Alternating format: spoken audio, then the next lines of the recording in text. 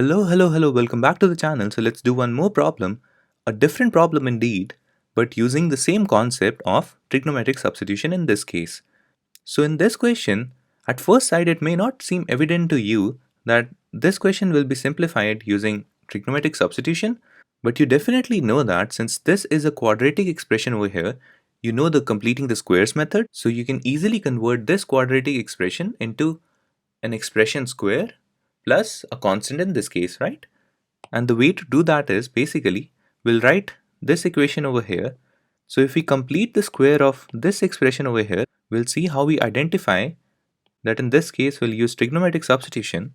So if we write the expression in the square root over here, which is 3 minus 2x minus x square, and you already know the completing the squares approach, right? So the approach is basically whatever constant is attached to your x term, you will take the half of that constant. So in this case, minus 2 is the constant that is attached to our x term, right?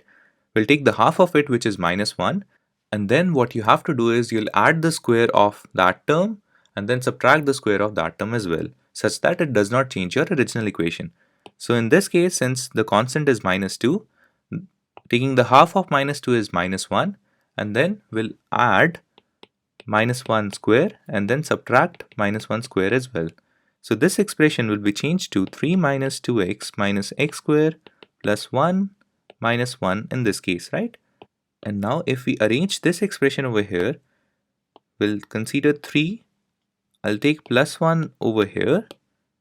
So 3 plus 1 minus 2x minus x square minus 1. And now this expression will become simply 4. I'll take the minus common.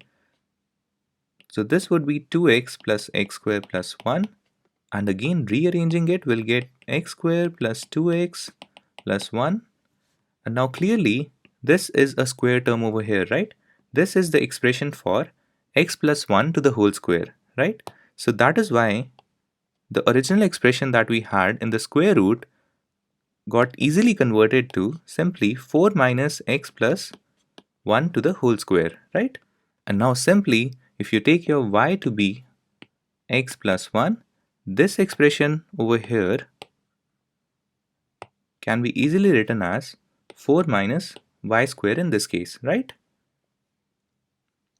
So again, if we use this substitution over here, we know that we have easily converted this expression in terms of 4 minus x plus 1 whole square. And if we take y to be x plus 1, we can easily convert this expression into 4 minus y square expression, which resembles our a square plus minus b square x square term, right? The only difference is instead of x square, we have y square over here, right? But the approach is basically the same. So that is why when you complete the square of this expression or any quadratic expression, you can easily convert that quadratic expression into just an expression square plus minus a constant in this case, right? And then you can always assume your function in the bracket to be your another function and use substitution accordingly. So let's first write this equation over here. We can write this equation as simply dx upon square root. Since this expression got converted to this expression over here, this would be basically the integral of dx upon square root 4 minus x plus 1 to the whole square over here, right? And now if we take our y to be x plus 1 in this case, we know that dy is basically dx since the derivative of 1 is 0. So this expression can be easily converted to simply dy upon under root 4 minus y square. And now since you have a 4 minus y square term which resembles the a square plus minus b square x square or the a square plus minus b square y square term, we can easily use trigonometric substitution over here. So if you have not watched my previous video where we discussed in detail about how you identify in an integral expression that you have to use trigonometric substitution, I will highly suggest you to first watch that video in order to get the full idea about this video and how we identified that we will use trigonometric substitution in order to solve for this integral over here. And now clearly in this case, since we have already calculated these type of integrals before, if we take our y to be 2 sine theta, this expression will be converted to 4 minus 4 sine square theta, right? So it would be simplified to 4 times 1 minus sine square theta, and we know that 1 minus sine square theta is cos square theta. So that is why if we take our y to be 2 sine theta, we can easily convert this expression over here into just one trigonometric function expression over here, right? So let's do that. If we take our y to be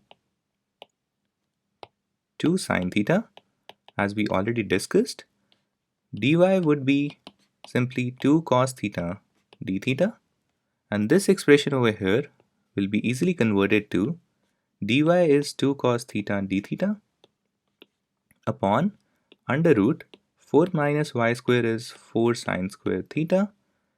So again this expression will be 2 cos theta d theta upon square root 4 1 minus sine square theta in this case. So we know that 1 minus sine square theta is cos square theta. This will be easily simplified to 2 cos theta d theta upon square root 4 cos square theta. And then this would be 2 cos theta d theta upon 2 cos theta in this case, right? Because the square root of 4 cos square theta is 2 cos theta over here. And now you can easily cancel this 2 cos theta with the 2 cos theta in the numerator, such that you'll just be calculating the integral of d theta over here. And the integral of d theta is basically theta plus the constant of integration. And now since you want your answer to be in terms of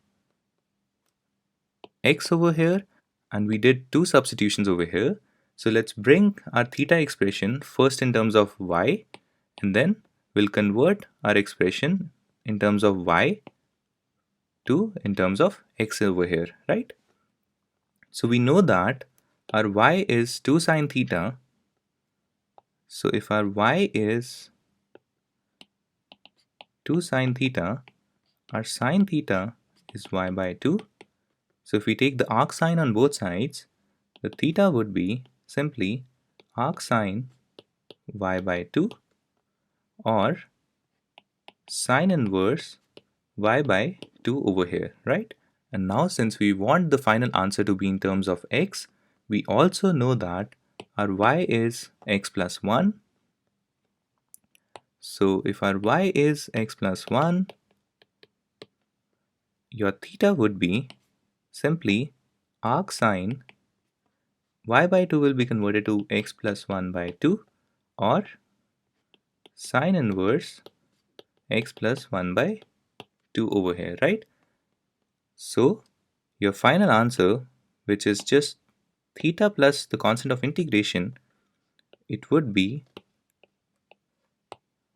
changed to sine inverse x plus 1 by 2 plus the constant of integration over here. So this would be your final answer in terms of x to your original integral of this expression over here, right? So that's it for this video. Again, the main takeaway from this video is whenever you see a quadratic expression in your indefinite integral, I would highly suggest you to first try the completing the squares approach and see if you can use, after using the completing the squares approach, see if you can use trigonometric substitution to simplify your indefinite integral given in the original question expression. Just like we did in this question, we wrote this quadratic expression over here.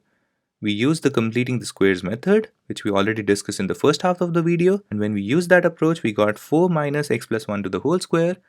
And then we noticed the same pattern which we were noticing in the previous videos on trigonometric substitution. So we assumed our x plus 1 to be just y in this case, such that we got 4 minus y square. And the rest process was pretty simple because we already knew the approach on how to solve these type of integrals using trigonometric substitution, right? So feel free to comment down in this video if you have any doubts. Follow the channel in order to get notified about the other videos that I'll be uploading. Stay tuned. Thank you so much for watching. Bye bye. Take care.